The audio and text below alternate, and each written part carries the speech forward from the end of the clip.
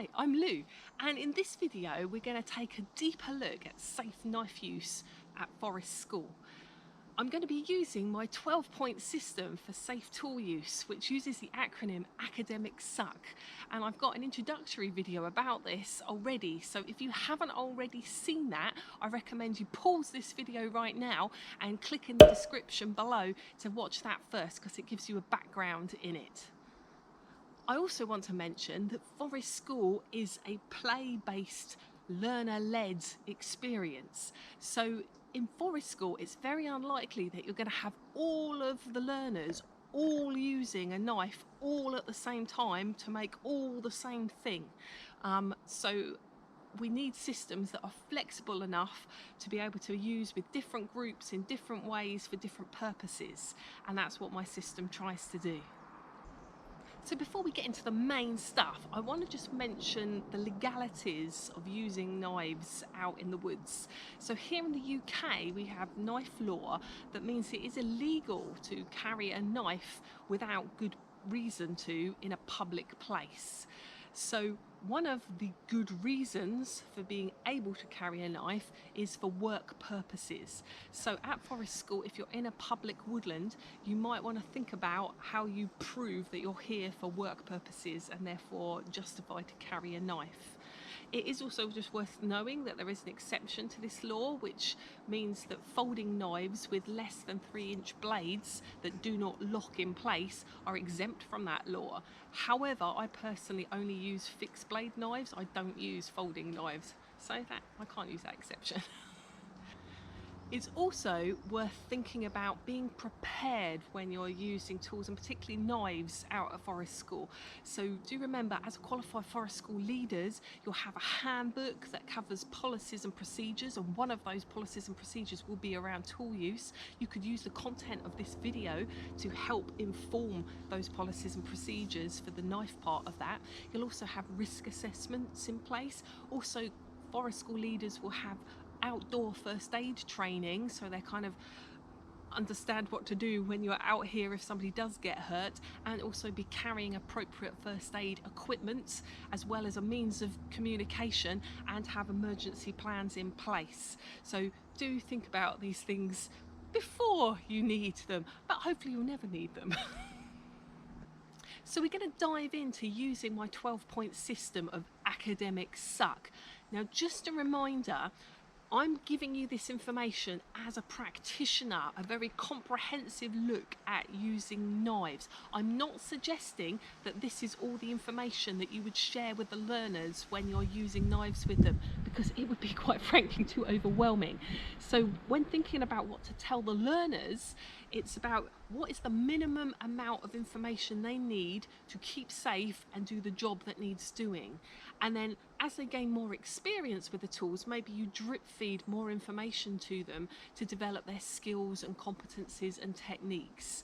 So this is much more about thinking about those control actions on your knife risk assessment, and this is kind of the content that could be used for that. So it's for you, not for the learners. A is for appropriate tool. So as I mentioned, I only use fixed blade knives rather than folding knives. So just to explain about why and my decision around that is because a decent fixed blade knife is a really multifunctional tool, and it can do lots of different jobs. Whereas a folding knife, because of the folding mechanism, there are certain techniques that you can't do with it. For example, batoning. If you were to baton a folding knife, you're going to break it. And I use batoning a lot at Forest School because it's a very easy technique for younger or newer tool users. Also, I've also noticed with some of the folding knives, it's the opening and the closing of them that sometimes can cause more difficulty, and potentially, you know, people can catch their fingers when they're opening and closing them, and having a fixed blade knife eliminates all that. So when talking about appropriate tools, there's two parts to it. Appropriate to the task and the job, but there's also appropriate to the tool user.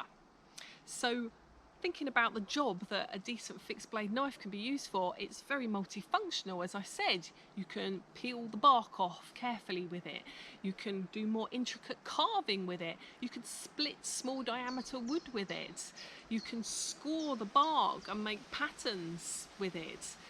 You can even take off the side branches of bigger sticks with it, or even cut all the way through slightly bigger sticks too. So lots of different jobs would be appropriate for a fixed blade knife. Then thinking about the appropriateness to the user. So think about the user of the tool, think about their physical size, what they can comfortably hold, their strength, their dexterity levels and their understanding as well. And then meet their needs with the tool that you select. So here are the tools that I tend to use. So for adults and teenagers, I use the Mora knife clipper or companion knife, fixed blade knife. You can see it comes in bright colour sheaths as well, so that you don't lose them in the woods as well, because the bushcraft green, olive green kind of blends in well. So those ones I tend to use with older people with larger hands, and for younger learners I'll use the Mora knife, the Scout knife, which you can see is a smaller handled knife, a smaller bladed knife, and also can come with a blunted tip as well, so that adds a little bit of safety there by removing the sharpened tip. C is to check the condition of the tool. So before we use any tool, we want to make sure that it's fit for use, and this perhaps would be done before you even pack the tools to take them to forest school, away from the gaze of your learners, but it could also be done in the field if needed be as well. So I'm going to go through how I check a knife, but before we do that we need to sort of understand the parts of a knife, so I'm going to just explain the different bits of a knife. So these are sheath knives, fixed blade knives. They've come in a plastic sheath. I'm going to unsheath it. Just to note, when you're sheathing and unsheathing these Mora knives, there is a right way up and a wrong way up. So you see that little kind of triangular bit there, that's designed for you to push your thumb against, so the cutting edge of the knife should be on this side. Now ironically, one of the only times a blade is coming towards you is when you sheath a knife. So a little tip is that sometimes when you're putting it back in, it can be difficult to sort of gauge where the sheath is, and people sometimes miss. And you can see that the sharp tip is then coming towards my hand, and people can accidentally jab themselves. So just a little tip when you're unsheathing and sheathing a knife is hold the sheath flat like that rather than upright, so you've got this part, like the belt loop part, almost as a little platform for the blade to use, and inside the sheath there are two little raised ridges that are a guide for where the sharp part of the knife should kind of sit. So I always try to sheath and unsheath my knife like this, sitting like that. So let's take that knife out, put the sheath somewhere where I won't lose it, and let's have a look at the knife. So as I said, we're just going to label it first off. So we've got the blade part of the knife here, which is the whole of the metal part. Then you've got the handle here, which is sort of a plastic rubbery handle on these knives. And then the blade is made up of the tip, which is the very sharp bit at the end, of course. And then you've got the edge, or sometimes that's called the belly, which is its cutting face. And that cutting face will be ground to a certain bevel shape. That, if you imagine cutting the knife this way and looking at a cross section of it, you can sharpen blades of all sorts of different tools, not just knives, into different shapes. So that will be the bevel, depending on what it looks like. So these knives are what's called a Scandi grind, or a Scandinavian grind, where the blade is kind of uniformly flat and then it goes down to sort of a triangular point bevel there. We've also got the spine, which is like the back of the blade there, and we've also got the tang. Now the tang is the metal part of the blade that goes into the handle to secure it. So on these knives, these have got like a partial tang, a half tang. Some knives would be full tang, meaning the metal kind of goes all the way through the handle. These only kind of come about halfway. And I can show you one of those because I've actually got a broken knife that one of my students broke a little while ago. And I can show you what that looks like using my broken knife. So you see this part here is the tang that is fixed inside the handle. So you can see that that only kind of comes halfway in. The more tang, the stronger the knife, basically. Then on the handle, we've got the butt or the pommel, and we've also got a guard. So that kind of helps stop your fingers going onto the sharp parts. So now we understand the parts of the knife and what we're looking at, we want to check it's safe to use. So before I even draw the knife out of its sheath, I'm checking the sheath for any obvious damage, cracks, breaks. Then I'm going to make sure that I'm in a stable stance before I unsheath it and have the blade exposed. So I'm sitting, but you could also get sort of a 3-point stance as well. Then I'm looking again for any obvious damage. I'm going to look along the blade edge, along the belly of the blade. I find it's easier if you kind of hold it up to the light, and you should be able to see any dinks or cracks in it, any problems there. Remember me talking about the tang that's fixed into the handle? You want to make sure that there's absolutely no movement between the tang and the handle. So I do that by grasping the handle, grasping the back where the spine of the blade is, and giving it a really strong wobble. There should be no movement whatsoever there. If there is, it's not safe to use because it could come loose. Then I also want to check the blade is straight. So I'm going to look down the blade, along it vertically there, just make sure it hasn't got any warps or wobbles on it. And then the final thing I do is check that it's sharp. Now there are different ways of testing for sharpness on knife blades, so you can do it by touch, but I recommend only doing this if you know what you're doing, because we're going to use our thumb print to draw perpendicular, horizontally across. Make sure you do not go down the blade because you will cut yourself. So just gently, horizontally along, perpendicular to the blades. So what I'm feeling for is like a catch in the thumbprint of my finger, of my thumb, of my thumb. If you're not used to, if you've never done this before and you don't know what a sharp blade or a blunt blade feels like, what you could do is turn around and use the spine of the knife, so the blunted part, and feel what that feels like, and then compare it. So you kind of, it catches the skin almost a little bit. So you can do it with paper. Ding! So to test for sharpness using paper, take the blade and use the part next to the handle and just draw the whole length of the blade through the paper. That way you're kind of testing all of the way along the blade. And so what you're looking for on the paper there is if there are any sort of bits that haven't been cut cleanly, so it's like fluffy paper fibres. And I can see on this one that there is a few bits of fluff right at the end, so it's probably actually around the curved part of the belly there of the knife, and I can actually see maybe possibly a little dink there. So yeah, you can kind of see how that cuts. So then if you're using the scout knives and you're checking those, again, a visual inspection. This sheath is leather. Only the best. So I also check the stitching and the rivets are all in place as well, no obvious damage, nothing's kind of cut through. I'm going to unclip that, draw that out, and then take a look at this again, making sure there's no obvious damage to either the handle or the blade. And we are going to check the tang. Now the tang in these, they're different to the tangs in the clipper companion knives. These are what's called a needle tang.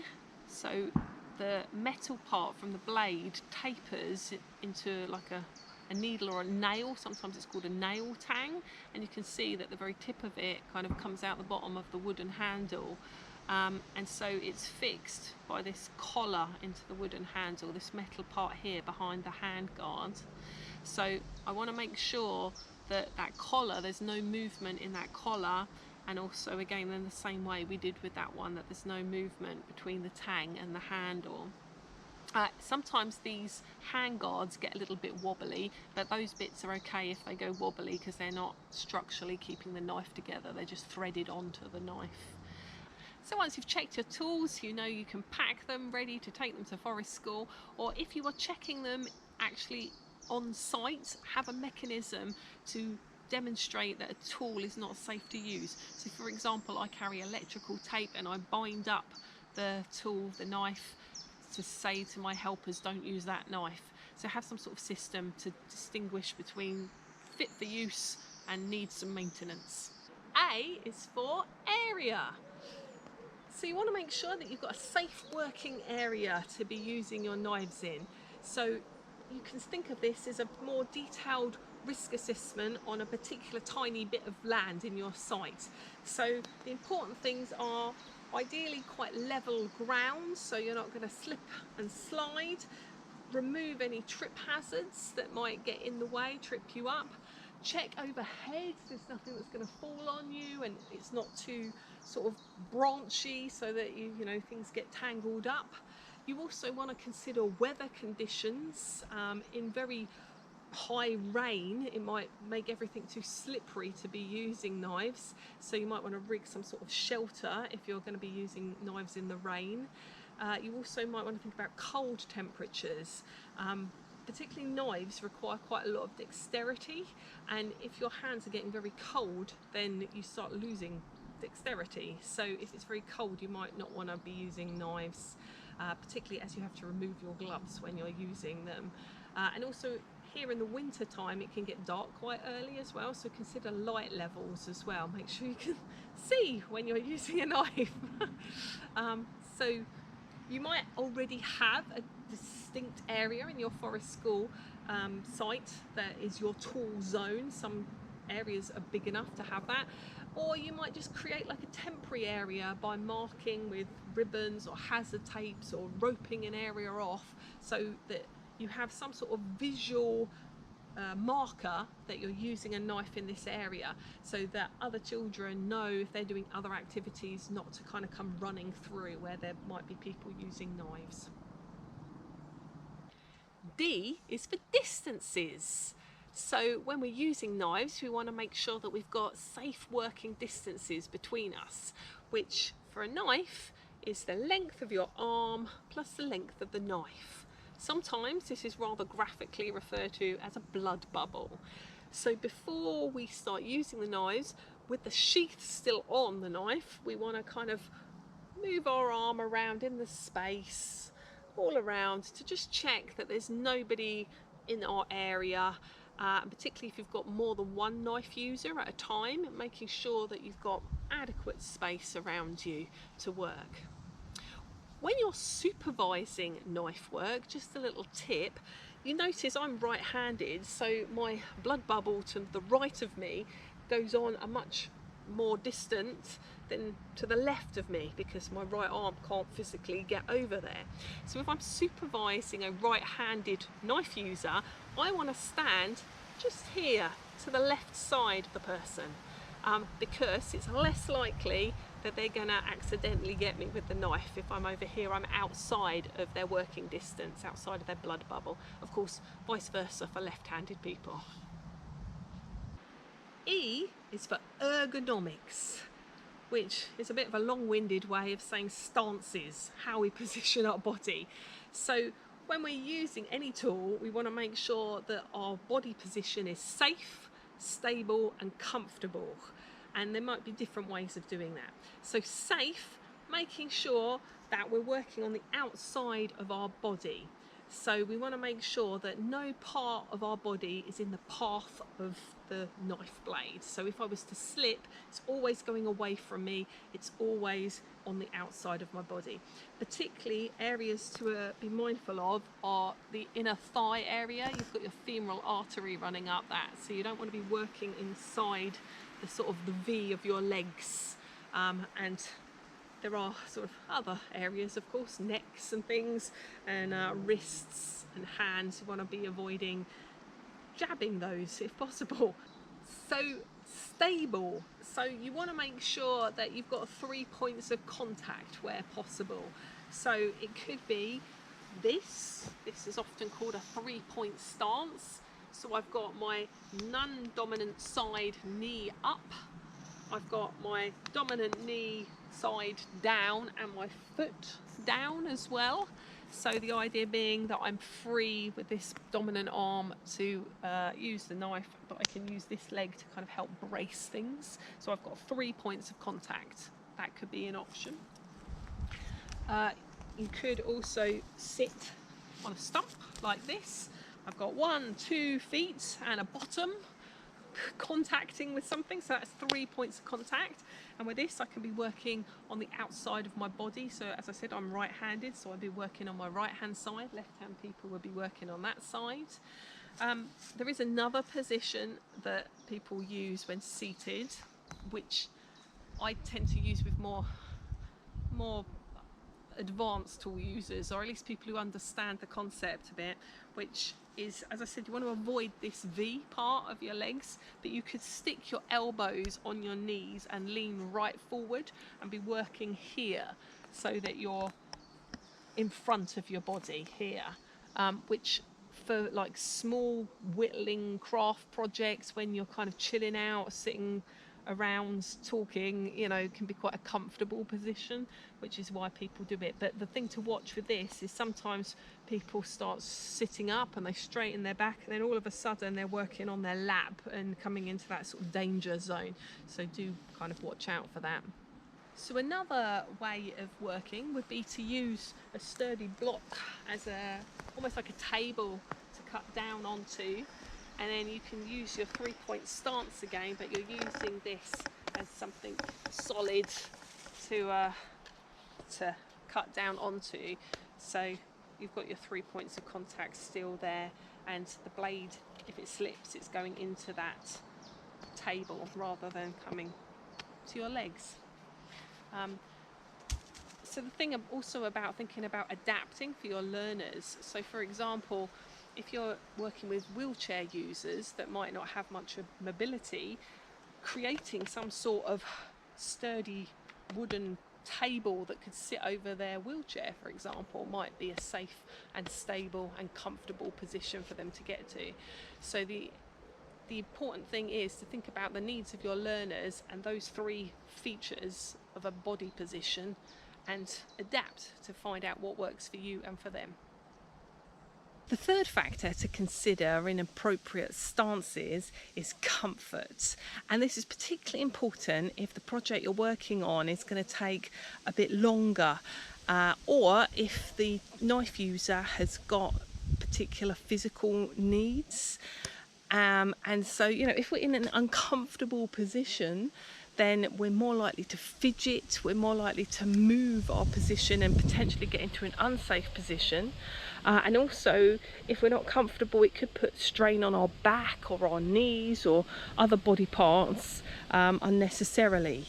So getting things at the right height for the tool user and in a way that aligns their spine and in a comfortable position is really important.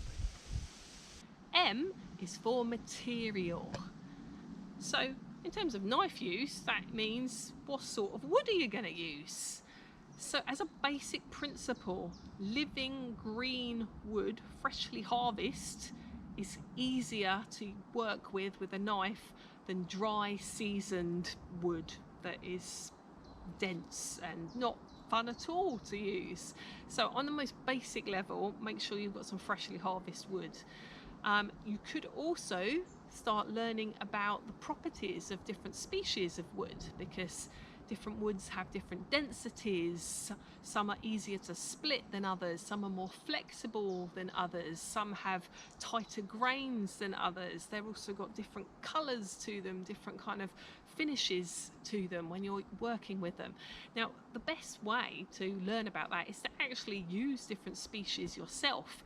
Take home little carving projects with different pieces of wood and you know, experiment and feel what it feels like to carve a piece of oak compared to a piece of birch, for example. Believe me, if you do that, you'll experience two different sensations. So yeah, play around with the species. From a safety point of view as well, knowing a little bit about your species is important. Particularly if you're whittling up some utensils, for example, you want to make sure you're avoiding toxic species if you're making spoons or spatulas or butter knives for obvious reasons. Here in the UK, a good sort of beginner neutral wood would be sycamore for many projects, woodwork projects. And just to let you know that sycamore in the UK is different to what you call sycamore in America, I believe. So sycamore in the UK is Acer pseudoplatanus, the scientific name for it. So it's actually a maple. And it's considered sort of an invasive pest, non-native species. So many landowners actually don't mind if you remove it and take it away. So it can be a readily available source of wood. But it's also a beautiful wood to carve. It's sort of medium soft in density, it splits okay, it's a beautiful kind of golden kind of wood with lovely sort of almost sparkly grain, so it's actually very pretty as well. And yeah, for many carving projects I love sycamore to work with if you're looking for what wood to start with.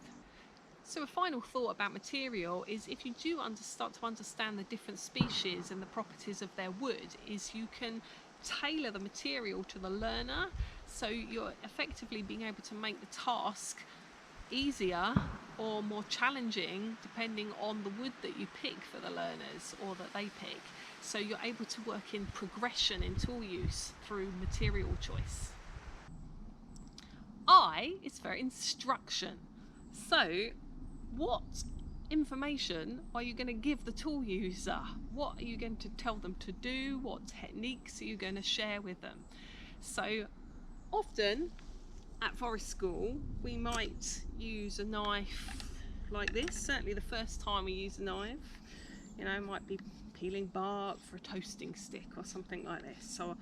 And this is a safe stance to be in. I'm working away from myself, to the side of my body, outside, my legs there. It's safe, there's nothing wrong with this, but a knife is capable of so much more. And this also isn't the most efficient technique because I'm using my hand and lower arm muscles from my elbow. So learners can get tired more quickly using this technique, and if you're going through quite a thick material, it can take quite a long time using this technique, and you're also doing big strokes, so there's not much accuracy. So what I want to share with you in this section is a number of different techniques that I've used at forest school. These are perhaps some of the simpler techniques that I'm going to share with you. There are others that are a bit more complex that I wouldn't show people until I know that they're competent with the basic ones. So we're going to start with just sort of the basic ones. So the first thing I want to share is, how do you hold a knife? And there are different ways of holding a knife. There are different grips, but the one that is used most frequently is the forehand grip, or it's sometimes called the hammer grip or the pistol grip, I've heard it called too. So if you look at how I'm holding it, I've put the handle in my palm, all 4 fingers are wrapped around, and the thumb is wrapped around on top of the fingers. There's also tension in my wrist and in my finger muscles. I'm holding it like I mean it, because you don't want to be holding a knife like this, a bit kind of loose, because that's when the knife might drop and hit you on the foot or something like that. You've got to hold tools like you mean it, securely. Some people tend to put their thumb on top like this, but actually you want to move that thumb all the way around to get the best grip possible. So the first technique I want to share with you is batoning, and this is a technique that I use often as the first thing when a user wants to use a knife, and particularly for younger learners or less dexterous learners, it's a simpler process because the knife is still and it's actually the mallet that moves. So we can use the technique of batoning for splitting a piece of wood. So say I was making, I don't know what I was making, a flag, something to hold a flag maybe, or a butterfly, I want to stick the wings inside, or a kazoo, you know, we need to split the wood. And this is a technique that you can only do with the fixed blade knives. Don't try this with a folding knife, you will break the knife. So I've got my knife and I've also got my mallet. You could equally use a sturdy piece of wood as a baton as well. And I'm going to also need to use a sturdy block. And I've got myself into my 3-point stance behind the block. And I'm going to place the wood on the block and I'm going to place the knife on top of the wood I'm going to split. And I'm positioning it near the handle, so I'm using the part of the blade near the handle. That's the part of the blade that you want to use most. And the reason for that is if this gets stuck into the wood, if you imagine like that, you want a nice overhang to be able to hit.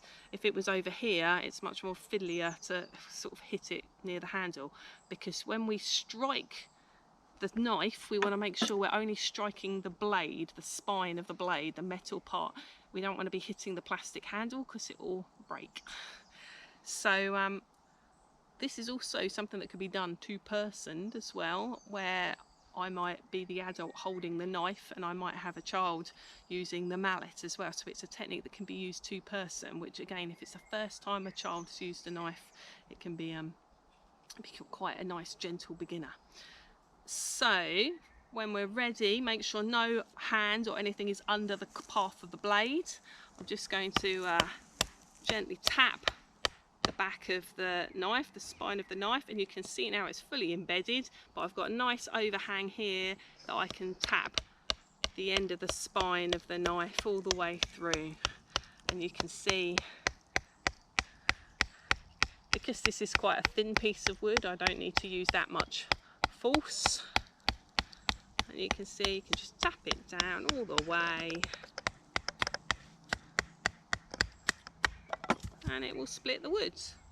And these Mora knives, I mean, I've done, you know, up to sort of okay size in terms of being able to split them. Sometimes if you've got very knotty wood or thicker pieces of wood, there is a chance your knife might get stuck. So do be prepared with some wooden wedges to get your knife out if you're doing something thicker or knottier. So there you go, you can split with a knife with this batoning technique. So we can also use the batoning technique to point sticks, because often with thicker sticks, people, you know, you can do this or you can do it to the side, but you know, people get tired, it takes a long time. So again, for newer tool users or those that are younger, less strong, batoning is perhaps a quicker option for them. So here I've got a piece of wood here, which this would be a great two-person activity, because you could have one person holding the stick and then the other person using the knife or the mallet to baton. If you are working two-personed, so do remember to make sure that the helper is on the non-dominant hand side of the tool user. So always thinking about being at 90-degree angles. The reason for that is if I'm using a knife and I, for whatever reason, slip forward, the knife's coming straight in front of me. So you want to be over here where, you know, the wood's in the path of the knife there. I can't get them really without hitting this branch. However, I haven't got a helper with me today, so I'm going to use my shoulder. And a tip in terms of knife work is keep the wood long for as long as possible. So if I'm, for example, making a tent peg, instead of cutting the wood, you know, to the size of the peg and trying to do it like this, I'm going to keep the wood long, do the knife work to make the point first, then cut it to size. And actually, with a piece of wood this long, I'm going to make two pegs. I'm going to point one end, I'm going to point the other end, and then I'm going to put it in the middle, cut it in the middle when I'm done, so that, you know, we've got a nice long piece of wood to work with. So I'm going to use my shoulder just to hold the wood, my non-dominant side, and I'm going to get the knife in my helping hand, my non-dominant hand, and I'm going to make sure that my knuckles are over the edge of the block so that they don't get smacked into the block. So the wood's positioned a little bit to my non-dominant side, and with this, you want the knife blade to always go down, and you can angle the wood accordingly by adjusting your shoulders. So it's depending on what sort of gradient of points you want.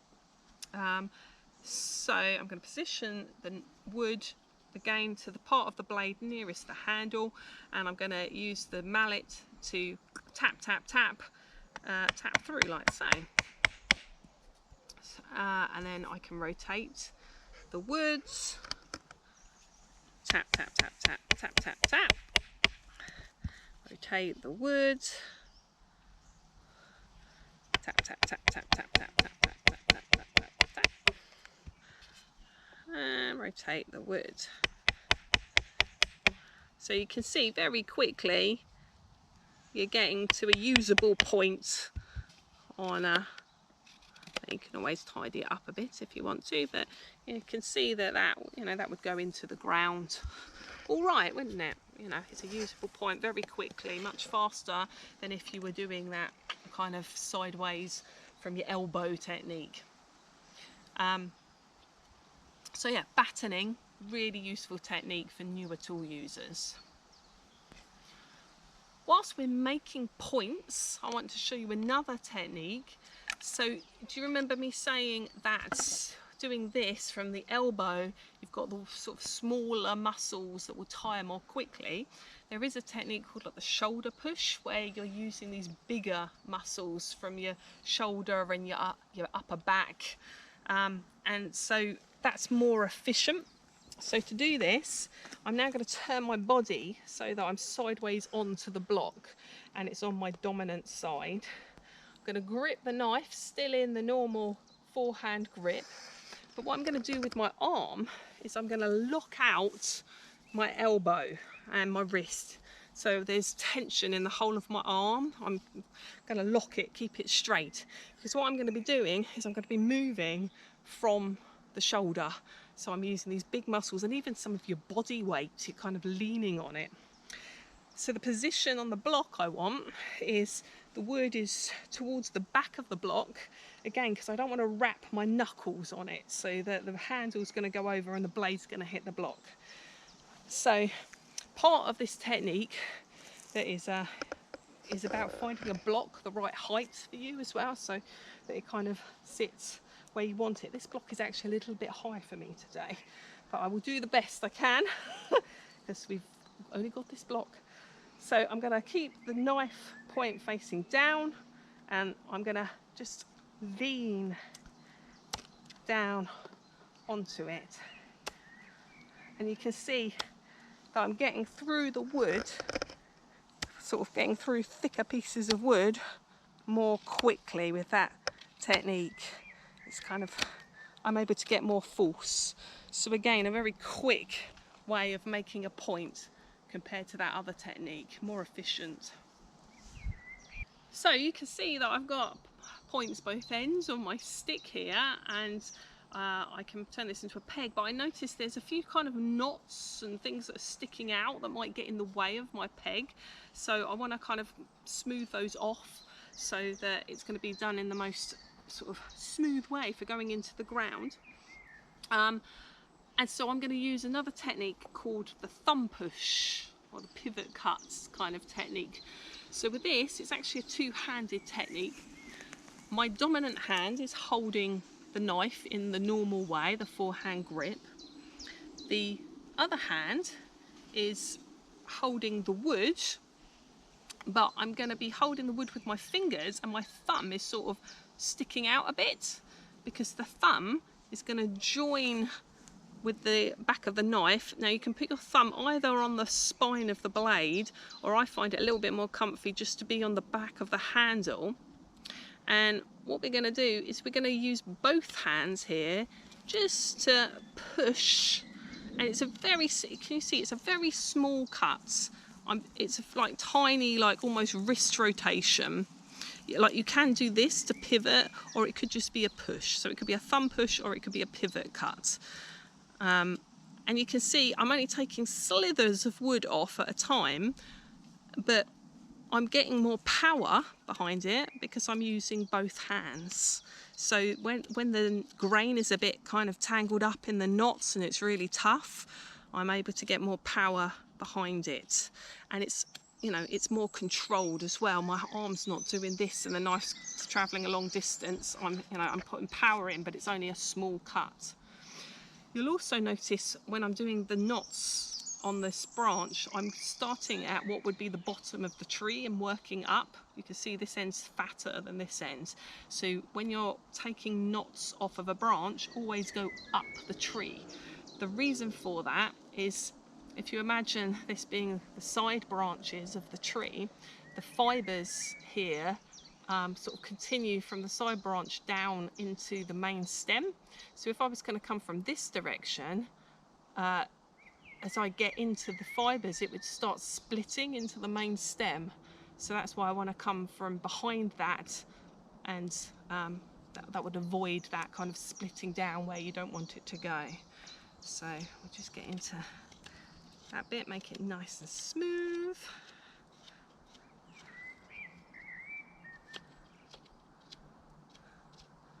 So there you go, our peg is a bit more smooth. Okay, so we now are going to use another technique to split it in half. So I've kept the wood as long as possible, for as long as possible. So now I'm going to split it in half. So I could use the batoning technique again to go across the grain. That does work with smaller diameter pieces of wood. You don't want to try it with anything thicker than what's here, really, thicker than thumb size. Of course, a knife is not necessarily designed to go across the grain. That would be more a saw, would be designed for that. But, you know, sometimes we might only have the knives out with us, so it's worth knowing what a knife is capable of in terms of its multi-functions. But because I want to show you another technique, I'm going to use what's known as the Rosette Cut, which is a series of thumb pushes. So what I'm going to do is, let's decide where to do it, because I got a few knots there. Let's go this side of the knots. So it's the same technique as I've just shown you, the thumb push. But as I do the thumb push, I rotate the wood all the way around. So it's a series of thumb pushes all the way around the stick. So 360 degrees around the stick. And so you can see I've gone around once there, but it's not quite deep enough. So I'm going to keep going round and round, like spiraling in, to get deeper and deeper.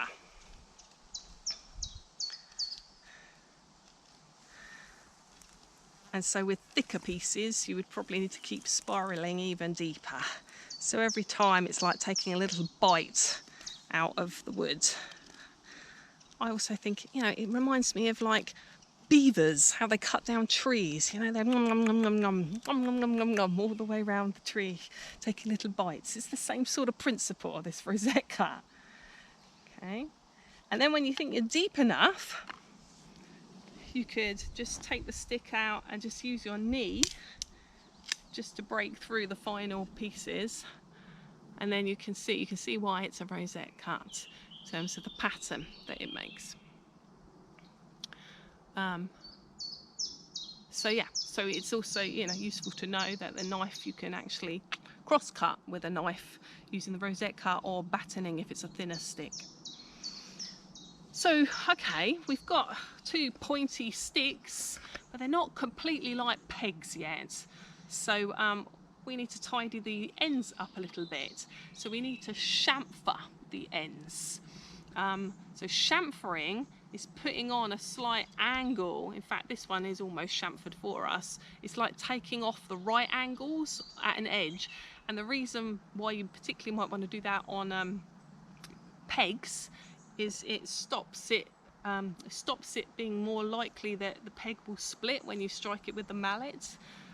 So it's worth doing on pegs, but people would also do it on other items just for aesthetics, really.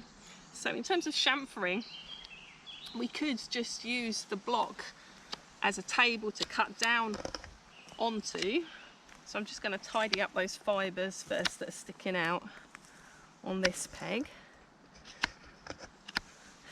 So if you see there's a right angle there that I want to remove, I'm just going to angle the wood a little bit, and I'm just taking really tiny pieces off all the way around to chamfer the outside. So you're just creating like a little bevel really on the sides to chamfer it. So that's sort of the beginner's way of chamfering, and how I would do that with younger children or very newer tool users. If you wanted to progress skills, there is another technique, but I would only show this a bit later on in forest school because it uses a different grip. So we've been holding the knife like this in a forehand grip. So what we're going to do is we're going to use the reverse grip. So what that means is turning the knife upside down and holding it.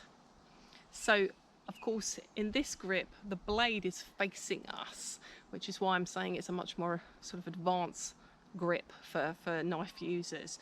But the way we're going to use the knife for chamfering is almost just this movement. Like how you peel potatoes with a knife. If you think of peeling potatoes, it's literally almost like a squeeze of the fingers. A really, really tiny movement is all we're going to be doing. So if I take the other peg here to show you, so I'm holding the knife with my 4 fingers, and my thumb is just going to come round onto the wood to stabilize it, and then now the benefit of these knives is I have got a piece of guard here that you see if my thumb strikes that guard, it's not going to hit the blade. So there is a safety feature on these knives here.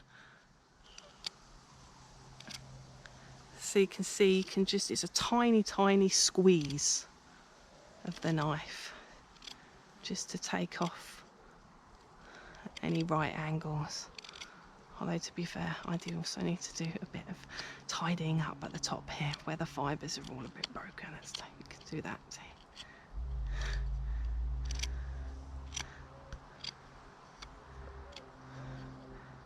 So, you know, that will do. So again, it's just to stop that splitting if you were to use it as a peg. That's what chamfering is. So, okay, that's a usable peg. But it would be even better if we had a notch in it for our paracord to catch in if we were using this for shelter building.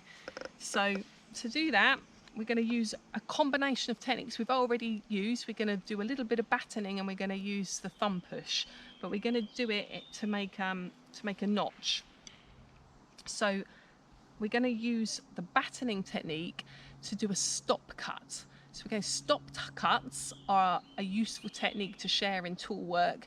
You can do stop cuts with a saw as well, which, as I mentioned earlier, saws are the better tool for cross-cutting, but you can do it if you're not going too far in the wood with a knife as well.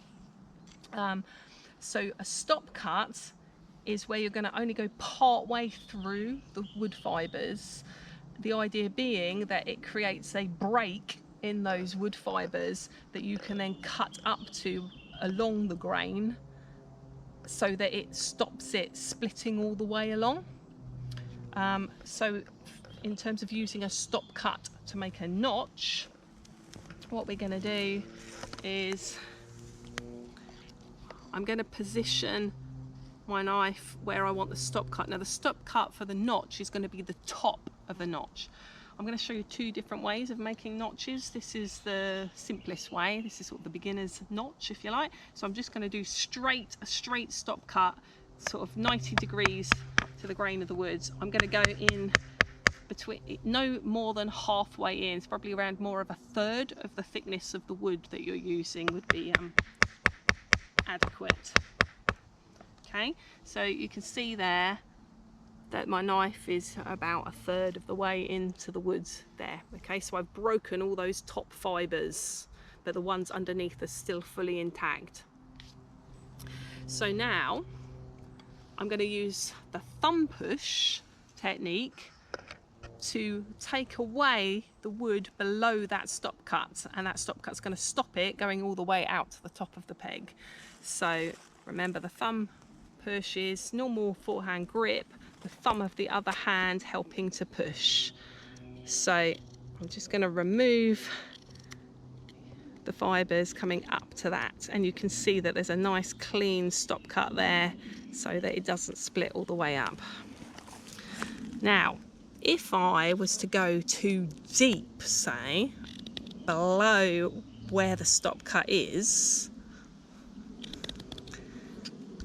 then if I get to there and I feel, oh, it's not coming away yet, you know, it's missed the stop cut, it's gone below it, then don't keep forcing it through. Just take your knife out, and then you can just literally, probably just with pushing down, get enough force there to remove it. Or you could use your mallet again. So you can see here we've made a notch, a very simple notch that you could get your paracord to catch into using a stop cut. As we are making pegs, I'll just show you the other way of making a notch, which same thing, but this time we're going to do two stop cuts in a cross. So this is a bit more elaborate, a bit more fancy. So this time, instead of going just straight across with our stop cuts, this time we're going to make an X. So we're going to do two in an X. So position the knife for the first one, and again sort of a third of the way in is a good sort of benchmark. Okay, so there's my first one, and now I need to do my second one to make a cross.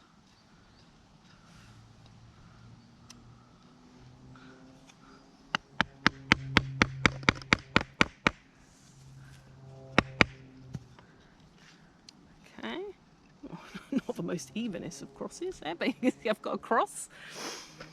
And so we're going to do the thumb push again, but coming from both sides. So the bit that we're keeping is this top triangle of the cross. The rest of it we're removing. So just this top piece here is what we're keeping. So we're going to use the thumb push up to the side. Dear. So I tend to do it like work on one side first.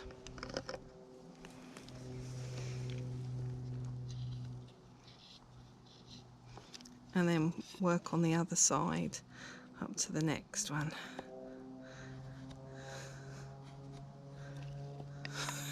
It's a bit uneven, that. I just might tidy that up a little bit.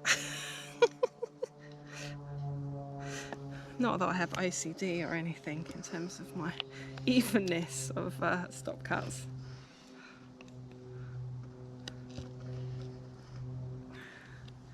See, it's important to take your time when you're doing craft work. Get things where you want them. And thinking about tool work at forest school and the users, you know, actually practicing accuracy and kind of getting your eye in and getting things where you want them to be is part of tool work. It's part of how you progress your skills, you know. So taking a little bit of trouble to get things where you want them, and even, you know, using pencils or markers to draw things out to help you is also quite useful. particularly if you're, you know, making things like spoons or spatulas, actually drawing on the wood where you're going to put your stop cuts and things like that can be helpful. So again, between, well, up to a third in terms of depth, between a quarter and a third probably is all right. So you see we've kept our little V there at the top. If you look at the side profile, let me get the bit of wood out of the way. So if you get, so at the moment there's still wood here, but what we can do is we can remove the piece of wood that's closest to the inner part of the stick to make like a hook. So we're going to keep the bit with the bark on, but just remove a little notch behind it. So I do that usually just by tipping it up like that. I'm just trying to take a little slither out. So then this time, if you look at its profile, can you see that there's a little bit, a little hook almost to put the string in. So there we go. We've used different techniques here. We've used batoning, we've used the shoulder push, we've used chamfering, we've used the thumb push, and we've used all those techniques to help make our pegs. There is one other sort of more decorative technique that we could also use. So say we wanted to make our pegs look pretty, or we wanted, I don't know, to distinguish them from other people's pegs in the woods. We could do some decoration by removing just the bark. So we could do some scoring. So say I wanted to take off like a stripe. Say I wanted my stick to be stripy. So scoring, you need a nice solid block, and you're just pushing the blade down enough to go through the bark. So just, you know, not too hard. So you're scoring a line through the bark. So then if you do one next door to it, and again, it's a good practice on accuracy, because are you going to join up with where your line starts? So then you could just sort of gently remove the bark, which you could even do with your fingers if you've got green enough wood, or with your nail.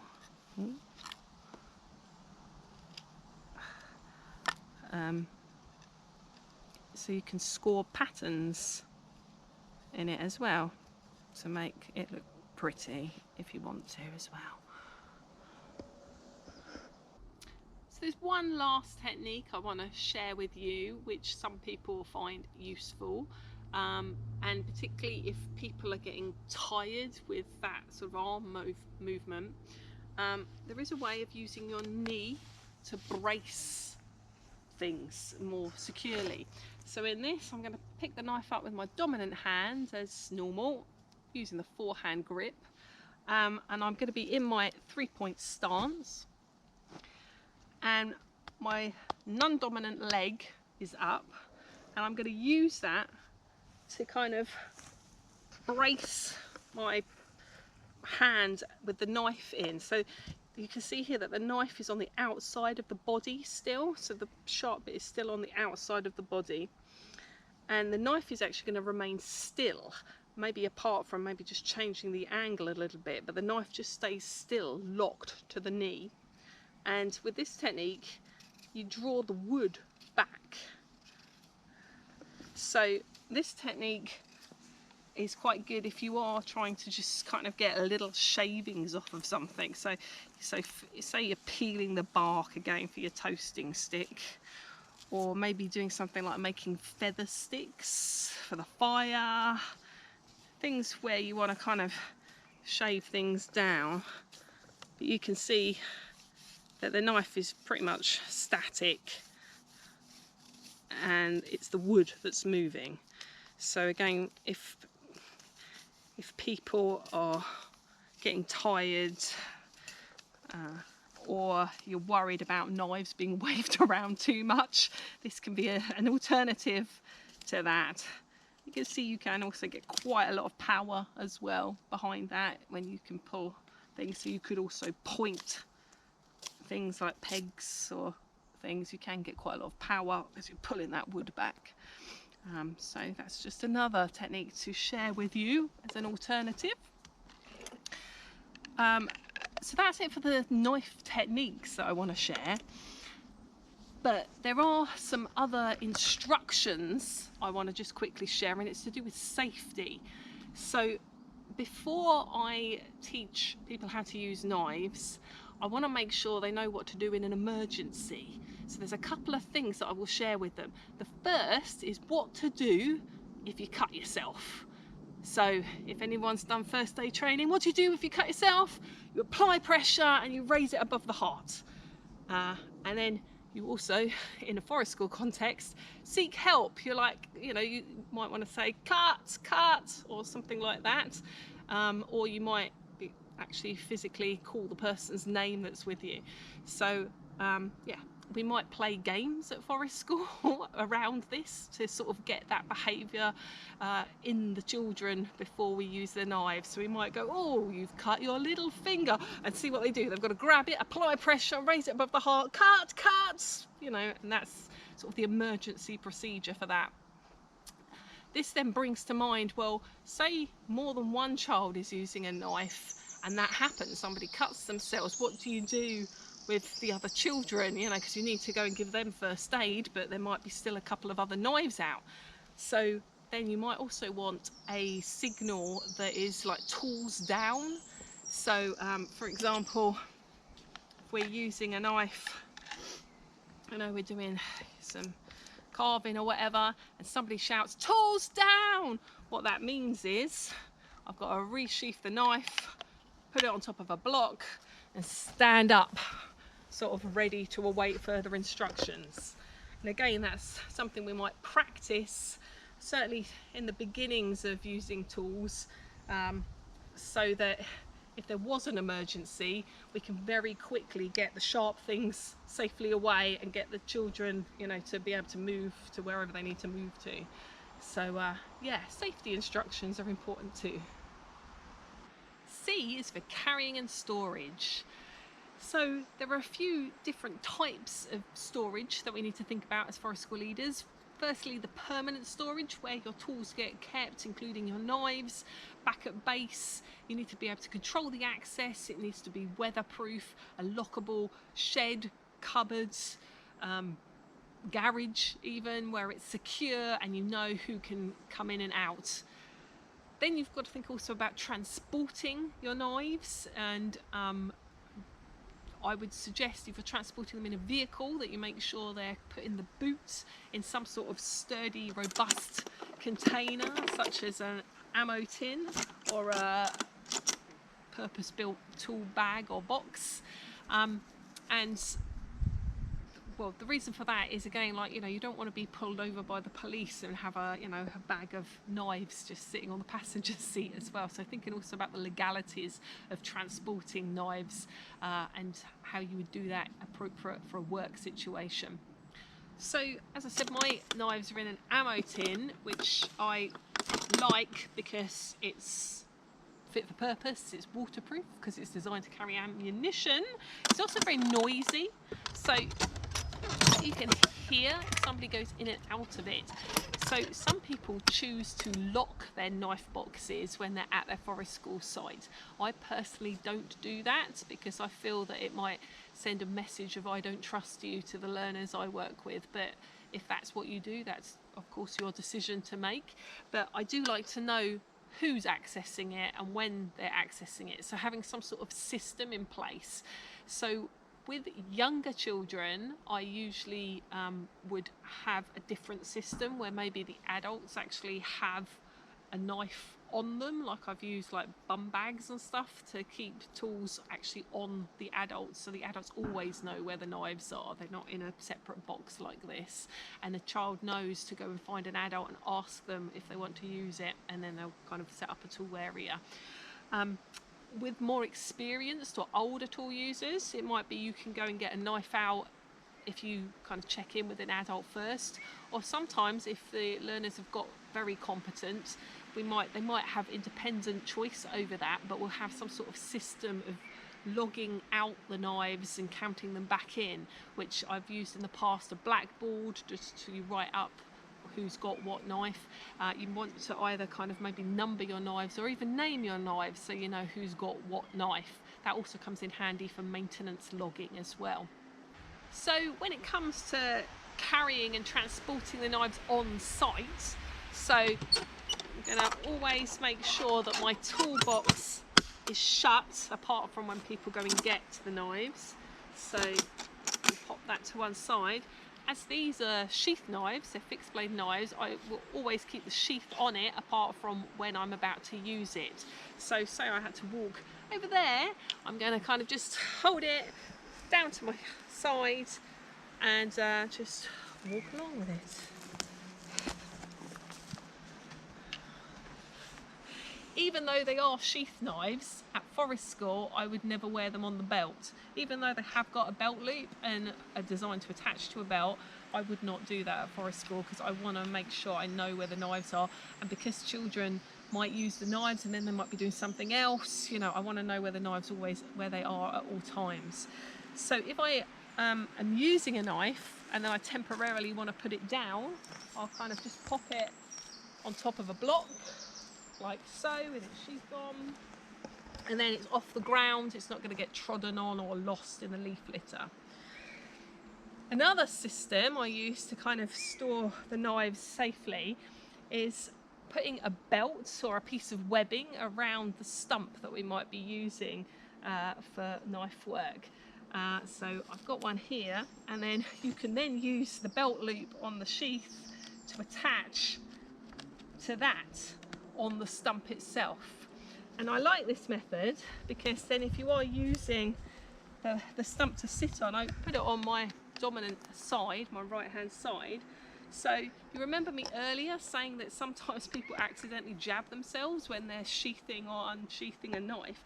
That eliminates this problem because I've got the knife attached to the block down at the side. I can draw the knife, I can use it out here, wherever I'm using it, and then I can pop it back in its sheath.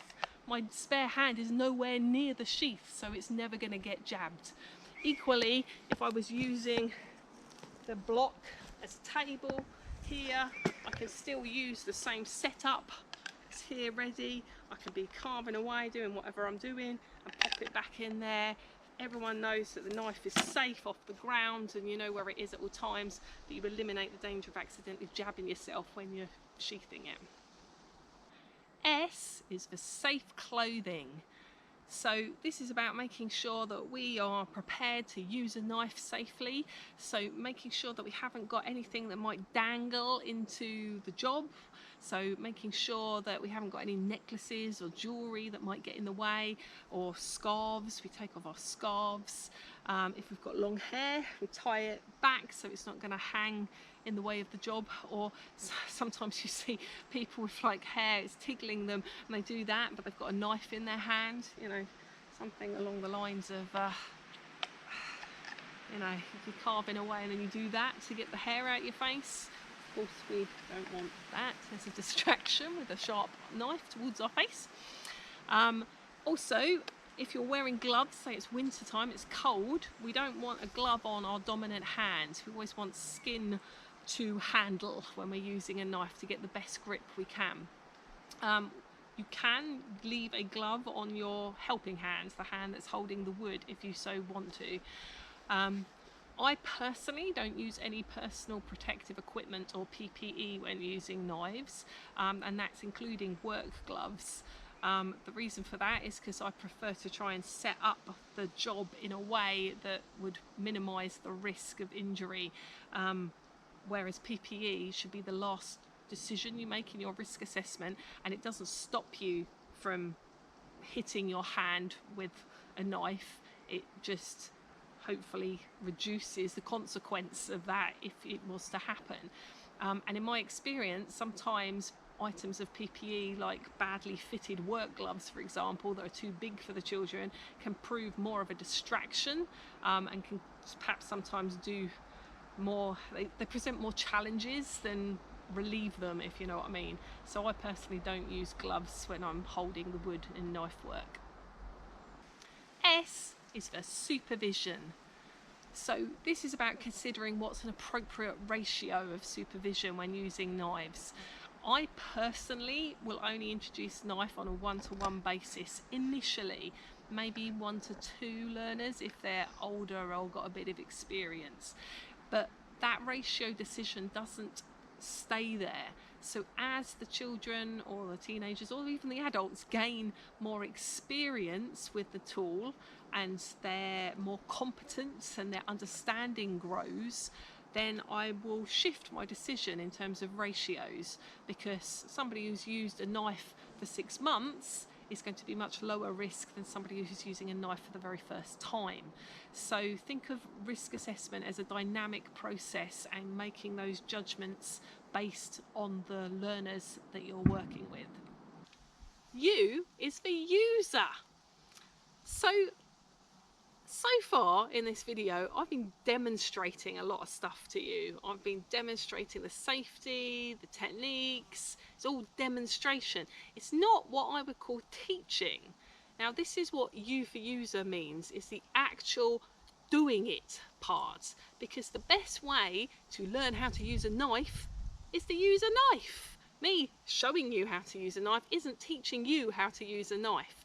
We need to observe the tool user carefully, see how they're doing, and make sort of gentle suggestions, slight tweaks, offer suggestions for techniques. That is the tool teaching part, not the demonstration, in my opinion anyway.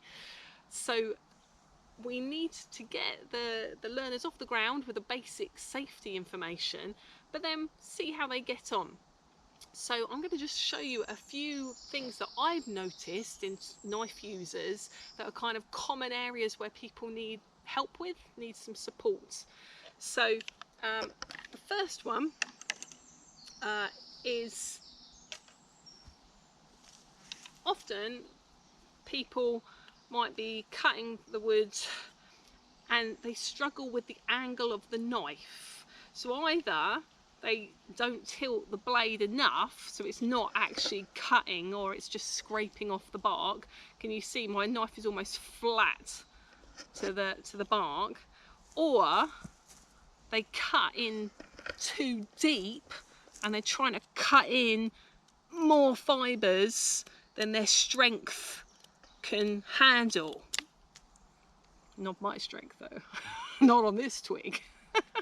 So watching how they're angling the bevel of the blade of the knife is important, and depending on what you're doing will determine on how steep you want that angle. So if I just want to peel off the bark, I only need a very shallow angle on the blade because I'm just taking the bark off. But if I'm trying to cut through that twig or make a point, I'm going to have to come in more, probably 45 degrees to point it. So it's watching and helping them understand that they rotate their wrist.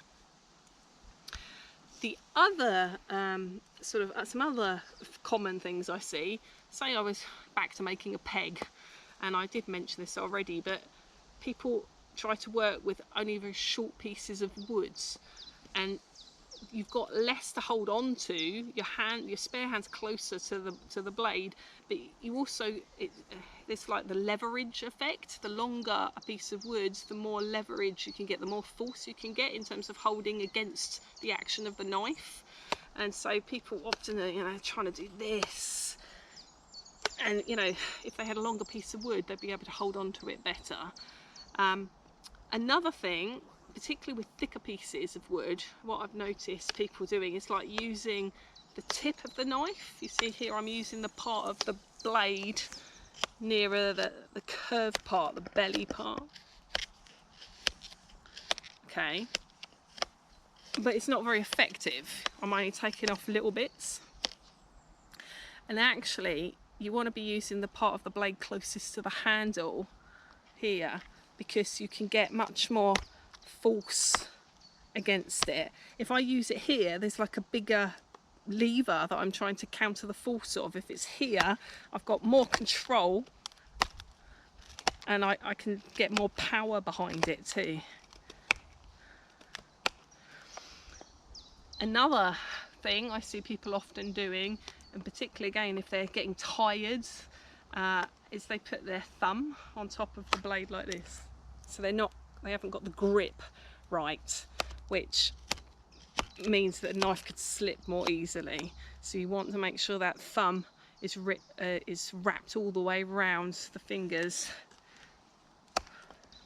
Another kind of common issue that I've seen, and I've already mentioned it, is when people are trying to take off side branches or knots, they forget that they want to be coming from the base of the tree up.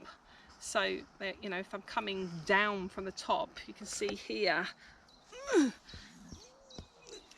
it's really quite tough, and it also rips those fibres. So reminding them which way round to have the stick if they're doing that.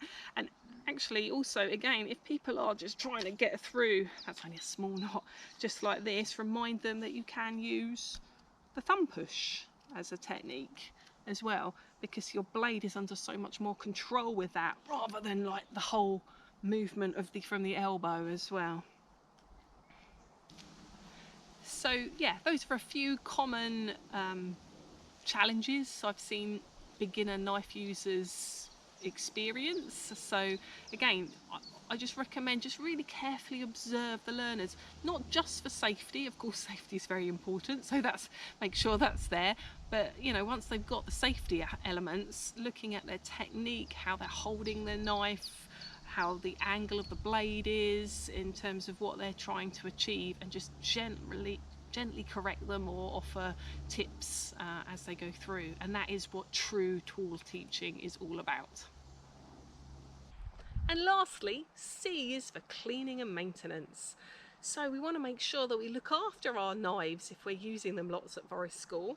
So after every session, I make sure that the knives go away dry. So if it's been raining, for example, or perhaps there's wet debris in the woodland, you want to make sure that they get dried off and that they're not wet. And then with a bit of oily rag, you could use very many different oils for this, just a light coating of oil to drive away any moisture, and then they'll be put away properly. So that is your sort of day-to-day maintenance. It only takes a few seconds. Then there might be some other periodic maintenance that you need to do, the main one being sharpening. So you want to be using sharp tools. They're safer than blunt tools. So either learning yourself how to sharpen your knives, or finding somebody who knows how to do that is kind of essential. I personally sharpen my own knives using a Japanese water stone, and there are many videos online that would help you learn that skill. Again, it's not a very difficult thing to do, but it just takes a bit of practice to kind of get the feel of it and get the eye in terms of what you're doing. Basically, when you're sharpening, you're trying to maintain the bevel shape. That, if you remember, I talked about the Scandi grind bevel that these knives are. So you're trying to maintain that shape of the knife as you're sharpening.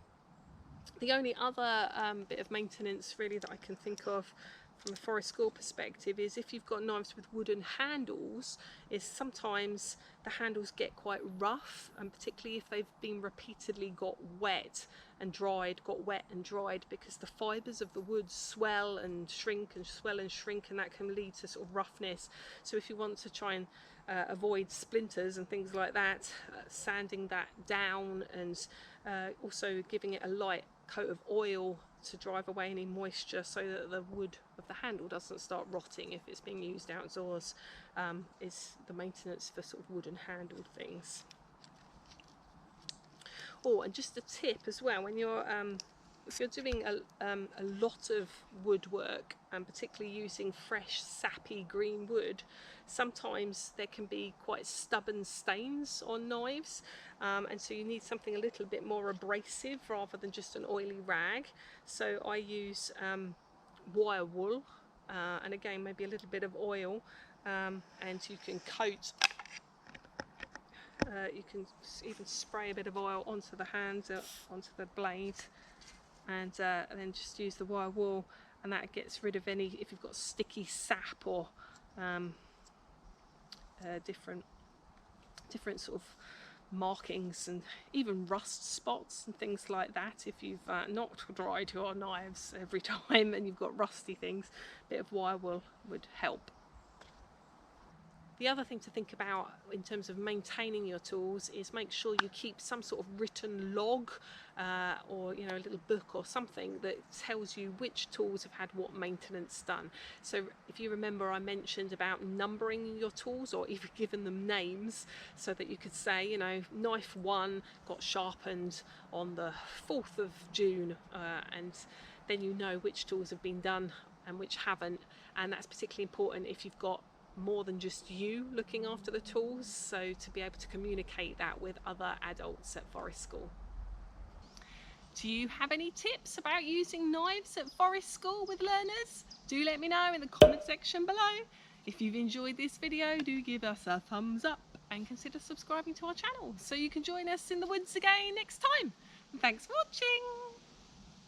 Using fixed blade knives is really cool and quite useful for Forest School. Practice techniques carefully so you can make pegs and stuff when you head to the tree.